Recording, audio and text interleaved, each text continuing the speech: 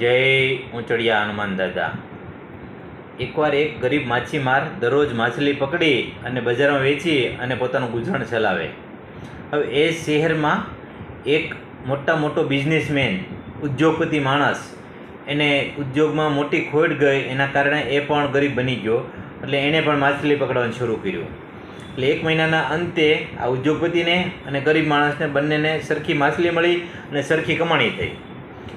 હવે ગરીબ માણસ જે છે એને જેટલું જરૂર હતું એટલો ખર્ચો કર્યો અને બાકીનો મોજ શોખમાં પૈસા વાપરી નાખ્યા। અને ઉદ્યોગપતિ માણસ જે હતો એને જરૂર પૂરતો ખર્ચ કર્યો અને બાકીના બીજા પૈસાની બચત કરી। અને બીજા મહિને એણે બીજા માણસોને કામ પર રાખી લીધા, માછલી પકડવામાં રાખી લીધા। હવે બીજા મહિનાને અંતે ગરીબ માછીમારને આટલી જ આવક રહી અને આ જે ઉદ્યોગપતિ હતો, માછીમાર બન્યો હતો, એને 5 ગણી આવક થઈ। એણે બીજા મહિનાના અંતે બીજા 5 માણસોને કામે રાખી લીધા અને પેલા માણસની ગરીબ માછીમારની આવક એમ નામ રહી, આની આવક ડબલ 2 ગણી 3 ગણી થતી ગઈ। હવે સાહેબ, અમુક સમયની અંતે કરોડપતિ માણસ, ઉદ્યોગપતિ માણસ હતો ને, એ પાછો કરોડપતિ બની ગયો અને ગરીબ માછીમાર હતો ને એ ત્યાંનો ત્યાં જ રહ્યો। સાહેબ, ગરીબ કેમ રહે છે અને અમીર કેમ થતા જાય છે, એના માટેનું આ ઉત્તમ ઉદાહરણ છે।